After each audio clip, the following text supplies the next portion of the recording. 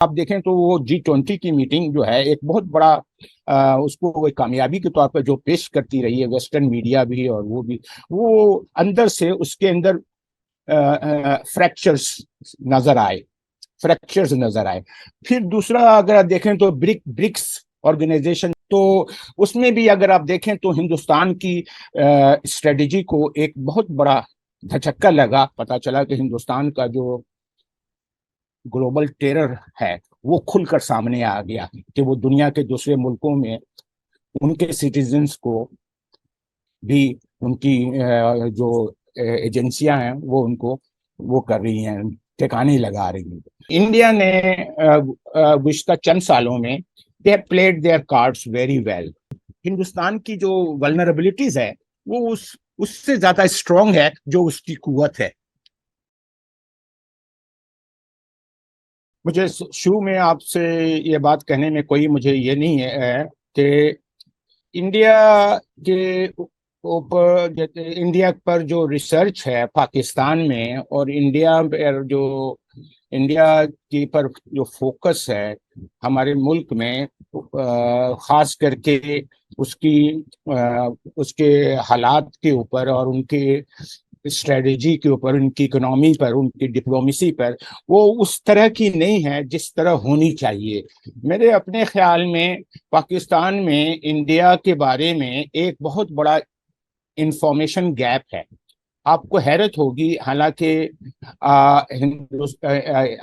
یعنی انڈیا کے بارے میں اگر باتیں جو ہمارے یہاں ہوتی ہیں وہ ایسا لگتا ہے جیسے ہر پاکستانی کو پتا ہے کہ انڈیا میں کیا ہو رہا ہے، اور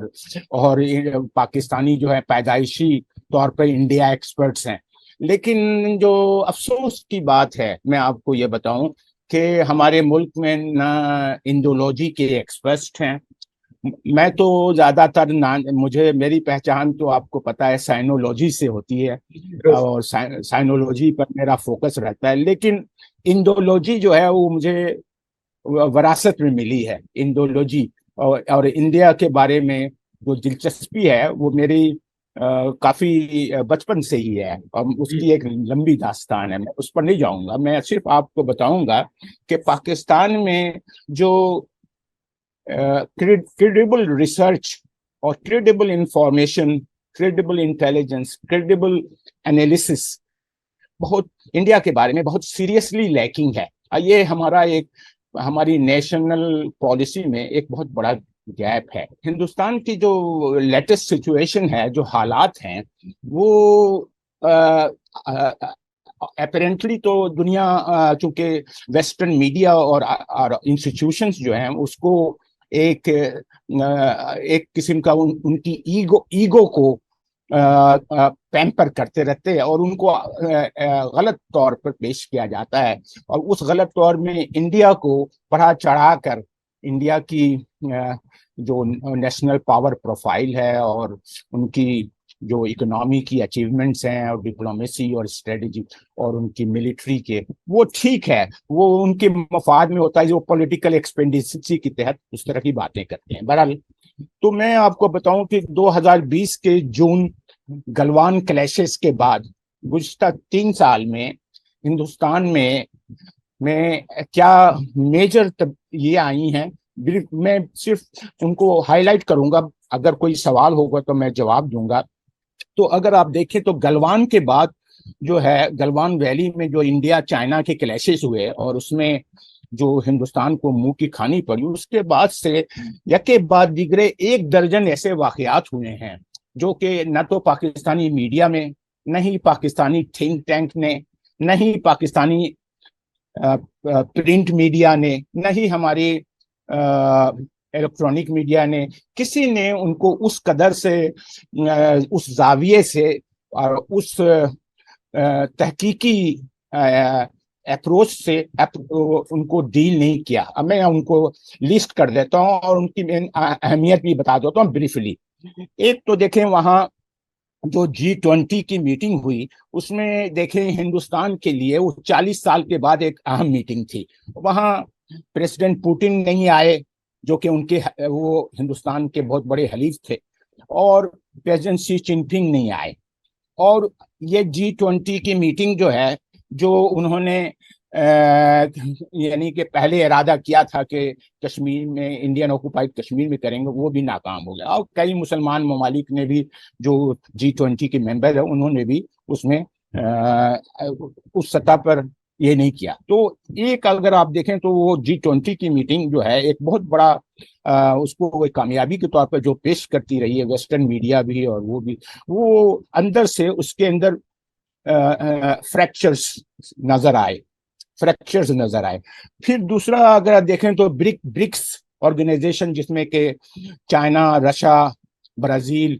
ساؤتھ افریقہ اور انڈیا ہے، اس کی میٹنگ ہوئی تھی کیپ ٹاؤن میں،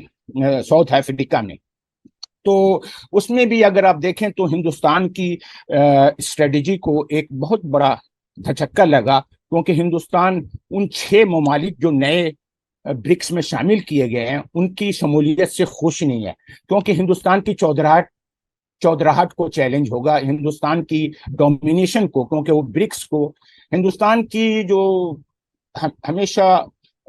جو پرابلم ہے وہ اس کا مائنڈ سیٹ ہے. وہ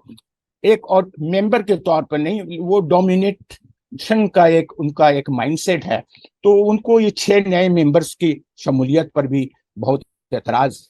من رہا، لیکن وہ شامل ہو گئے. اس کے علاوہ اور کئی سوالات ہیں جو برکس میں آ رہے ہیں، جس پر کہ ہندوستان اور باقی جو ممبران ہیں ان میں یہ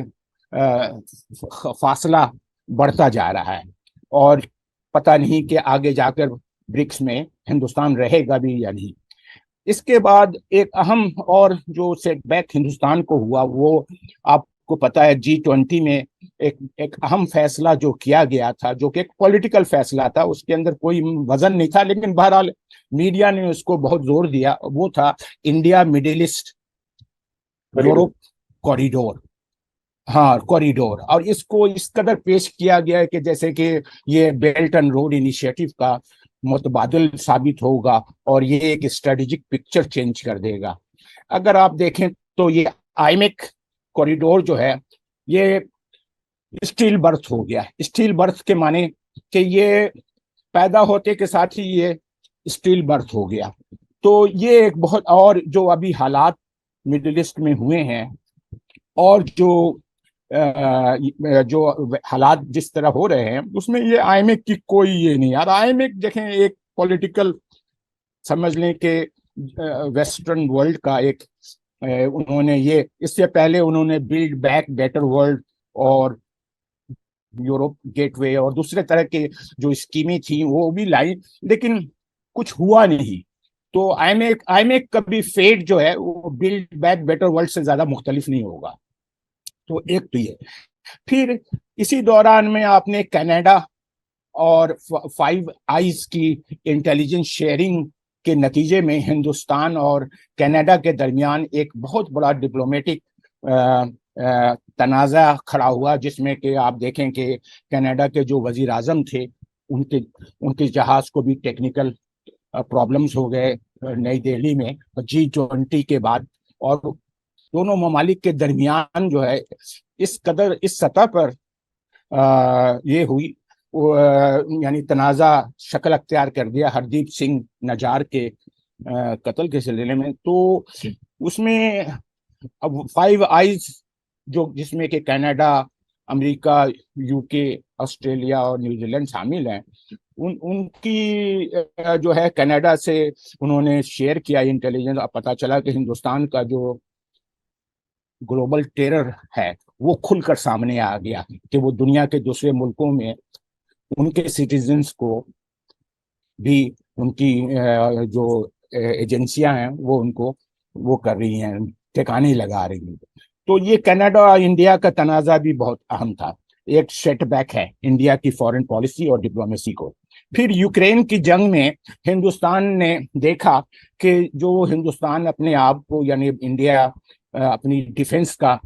بیس کہتا ہے جن چیزوں کو، وہ سب کی سب یوکرین کی جنگ میں ناکام ثابت ہوا. مثلا MiG-29 جہاز کئی شاٹ ڈاؤن ہوئے، مثلا S-400 کے جو بیٹریز ہیں وہ کئی برباد ہوئے، اور اس طرح کے کئی رشن ویپنز جو کہ انڈیا کی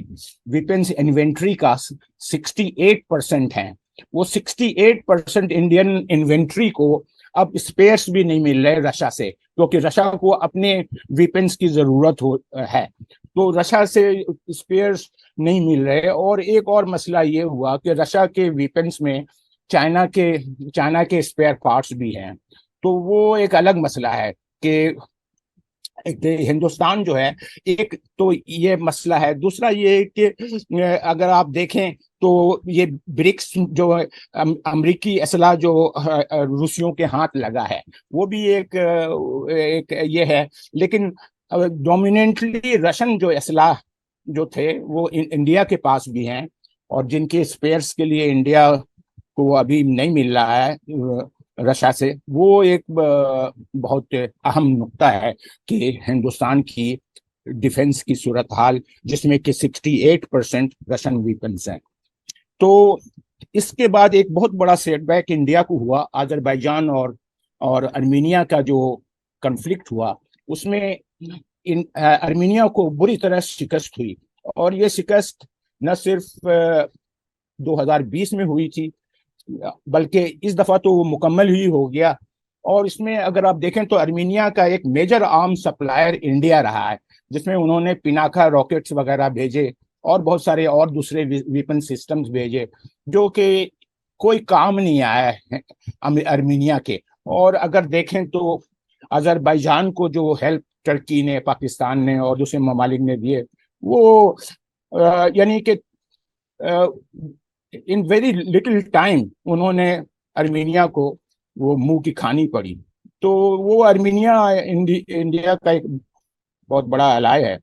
تو یہ ایک سیٹ بیک بہت بڑا رہا، اور اس میں بھی بہت سارے لیسنس ہیں ارمینیا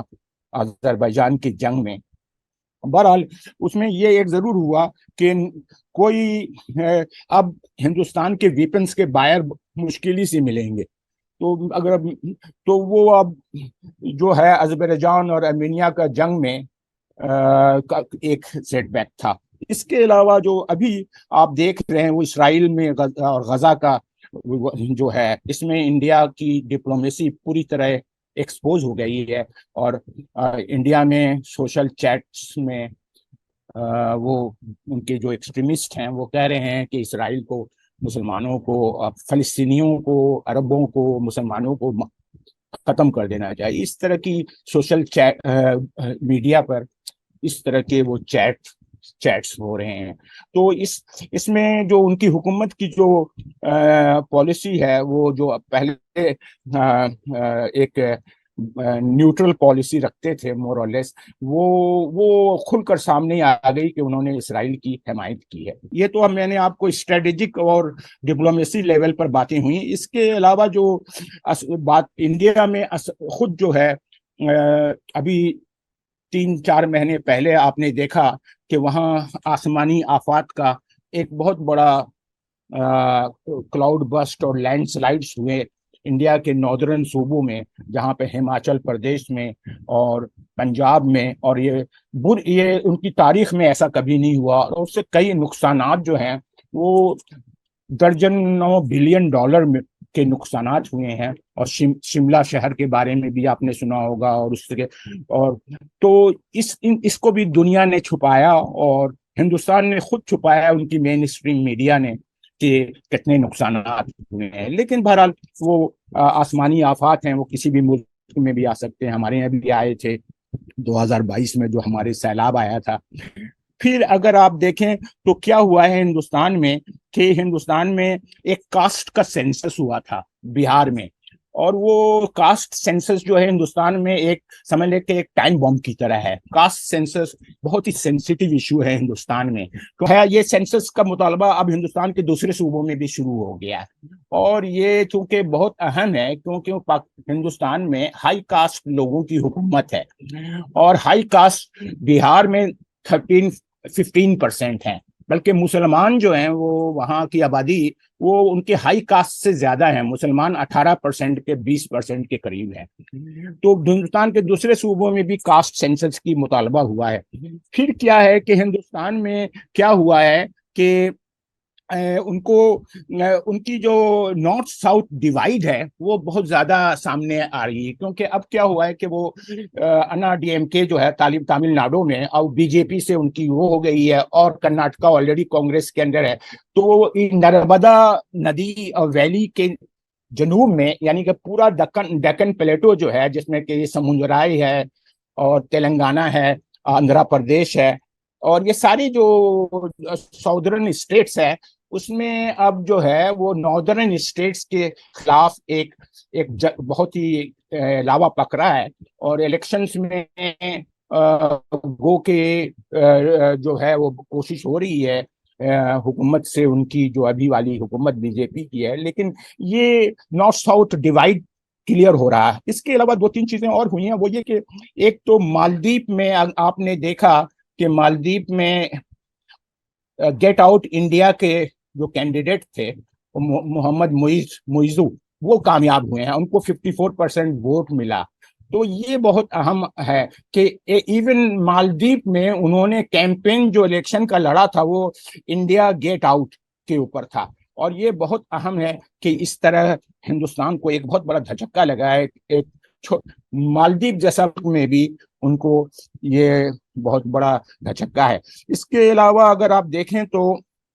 دو الیکشنز جو آ رہے ہیں ہندوستان میں، اس میں ان کی ساری پارٹیاں باسائے بی جے پی کی، باقی جو ساری پارٹیاں وہ ایک انڈیا نام کی کوalition میں انہوں نے وہ کر لیا اپنے آپ کو، اور یہ انڈیا نام کی کوalition کی وہ بی جے پی کا مقابلہ کرنا چاہتے ہیں۔ اس کے علاوہ دو اور اہم چیز یہ ہوئے ہیں کہ ہندوستان نے بڑی کوشش کی کہ ان کا جو نیا انہوں نے جہاز بنایا اس کو وہ فروخت کریں، لیکن وہ اس کے کوئی بھی خریدار نہیں مل سکے اب تک، اور اب مجبوراً وہ اب یہ کوشش بھی چھوڑ دیا، کیونکہ ان کا جو جہاز ہے، یہ جو فائٹر ایئر کرافٹ، آپ کو پتا ہے ہمارے فائٹر ایئر کرافٹ JF-17 کے تو بہت خریدار ہیں، اور پوٹینشیلی اور بھی ہوتے جا رہے ہیں۔ تو ایک اس سے بڑھ کر جو سب سے ریسنٹ ہوا ہے، جو آپ نے سنا ہوگا، کل کی خبر ہے کہ پاکستان نے بھی کوئی ایک ایسا نیٹ ورک کو پکڑا ہے جس میں ٹیرر نیٹ ورک کو پکڑا ہے، جو پاکستان میں